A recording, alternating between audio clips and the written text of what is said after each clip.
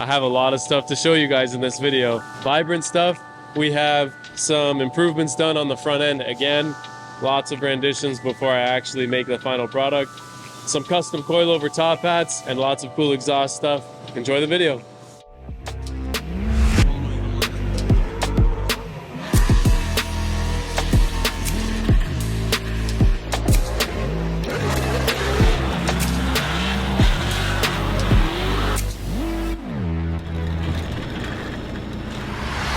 With the extensive exhaust fabrication that we're going to be doing on this car, with our 8-into-1 collector, 2-inch primary header design, we needed to partner up with a company that has all of the fabricating components that we're going to need for this Corvette. With that being said, I'm going to do an unboxing of most of the products that we received from Vibrant Performance. Vibrant Performance has been a go-to company for us with the majority of the projects that I've ever done over the last 7 or 8 years that I've been building chassis, from doing custom intercooler piping and intercoolers to exhaust fabrication, titanium work.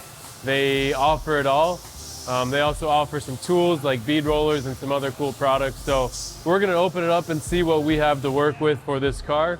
We're going to be doing a lot of stainless and a lot of titanium work with V-bands, spring clamps, you name it. The idea behind this is for serviceability and aesthetics, of course, but most importantly, performance. Let's get right into it. They use great quality wrapping stuff. Yeah, there we go. To start, we've got a bunch of straight sections of our 2-inch stainless steel header material. These are the amount of straights that I think we're gonna need in order to do 8 runners, all going into one collector. Need to say about that.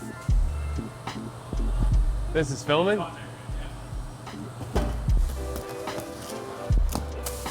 And this is the box filled with our 2-inch primary UJs. UJs are super handy because they come with straight sections and nice long radiuses for the best flow, but they also give you a full 180-degree bend and then a 45-degree bend. This is important because we can get a 90 out of the U, and then for, less than 90, we got the 45.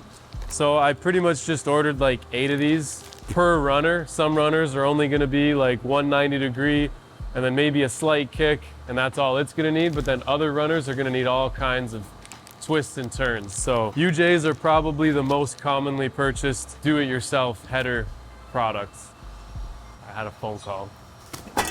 Oops. And in this box,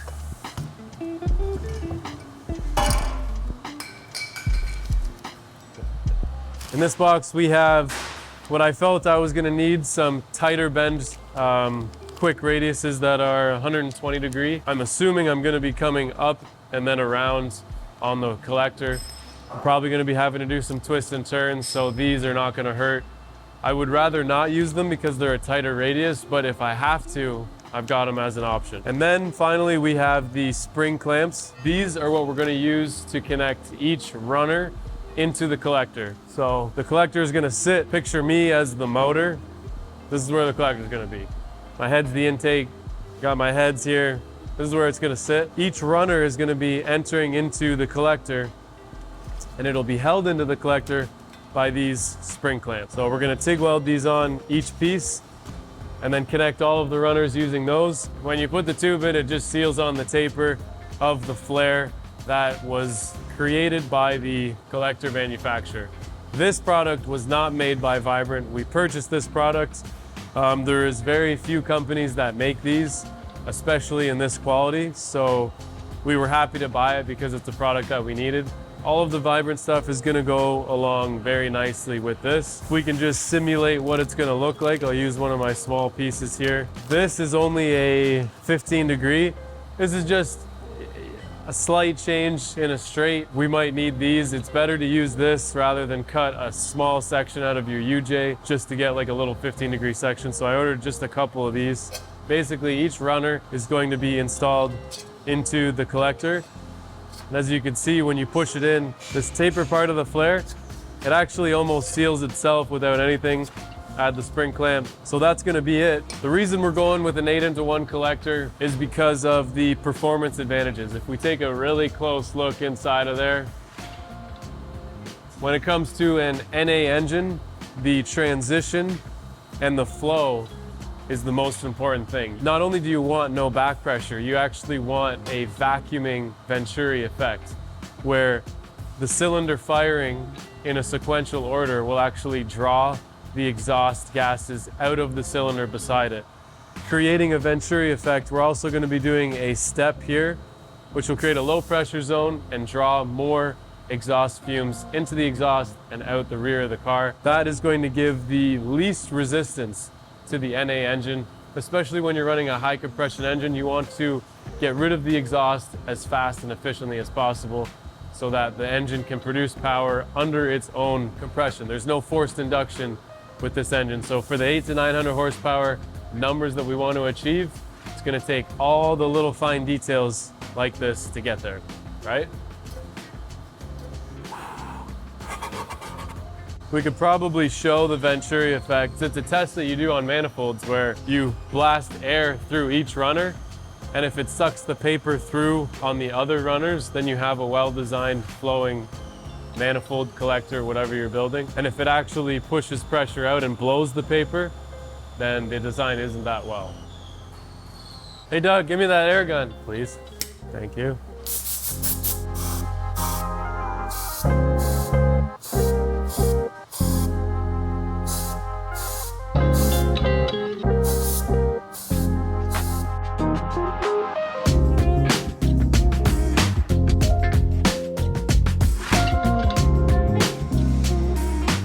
So a very common question around this shop is, what is Boss Man doing today?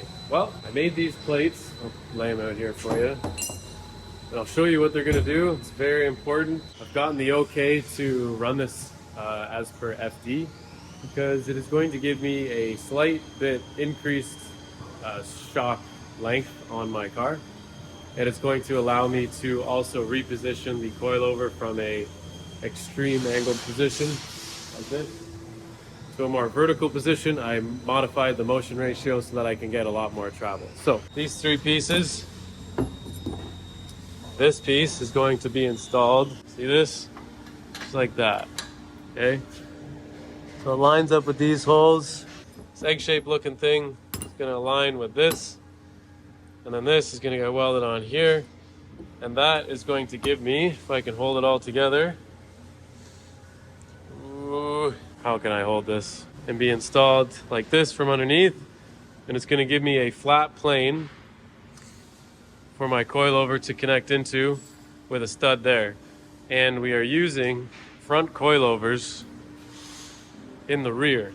Okay, so I'm using this coilover in the rear with much heavier spring rates to accommodate the increased motion ratio. And this is going to give me from around 4.5 inches of travel, which is basically the maximum that you could get out of any Corvette two-way setup, because it doesn't matter what coilovers you run, there's limited space, and 99.9% of everyone is running the factory motion ratio. So I increased the motion ratio to 2.077 to 1, which means basically 1 inch of 25 millimeters of stroke on the coilover is going to give me 50 millimeters of wheel travel. The important things to note, I'm gonna need different valving and I'm gonna need heavier springs in order to control the wheel rate, but it is a necessary modification for this car to be the most competitive drift car mechanically as possible.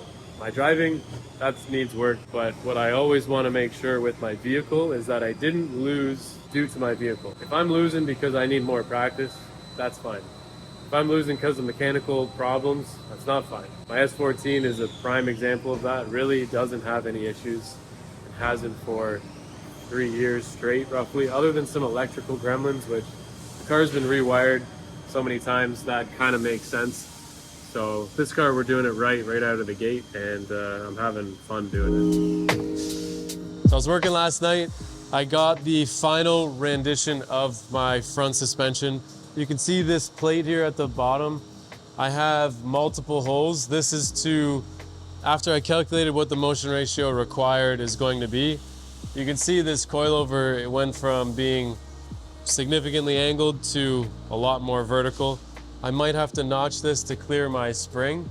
But basically, with the right spring rate and valving, I now have a 1.77 motion ratio, which is going to give me a total of just over 6 inches of travel on the front of this car. This is the most travel you will have ever seen on a Corvette. The limitations of the length is what the issue is with the car, and doing these modifications and building those top hats that I was showing you is what's giving this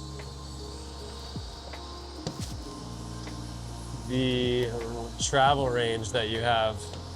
And we have good lock to lock, like up and down and all around. So it's pretty fantastic that to have that aspect done. I'm not gonna fully weld the plates on until I have the final coilover setups that we're getting custom from BC. These are great placeholders and they're simulating what is going to be there. Going to the rear of the car is where I'm gonna show you those plates that I was making. I have it installed on what I said was FD approved already by email, and it's essentially a bolt-in adapter that has a pocket inside.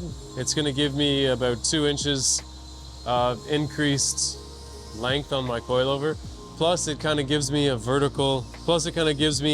horizontal top plate rather than, like, this is a 37-degree angle and now it's 0. Because my coilover is now going to be almost straight up and down, I've also significantly increased the motion ratio in the rear to 2.07. That is going to give me 6.5 to 7 inches of travel range in the rear. All of this is really important because when you run the spring rate that's required for the car, you lose travel range just from the weight of the car. So when you go from droop to ride height, you actually lose almost all of the travel when you have the factory motion ratio in. So to compensate for that, drivers will increase the spring rate or they will preload the spring, which are not beneficial. They're not going to perform well and it isn't going to do you any justice. I need to be running the spring setup that I'm designing with my sway bar setup and get all of these components working without hitting the bump stops coming off of a bank or something. So with all that said, that's the end of this episode.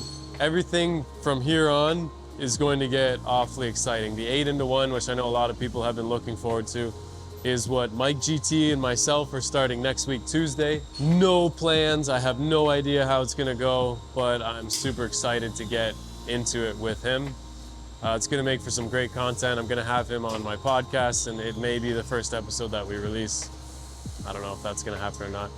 Just super busy, but with all that said, thank you guys for the continued support and watching. We'll see you guys in the next video.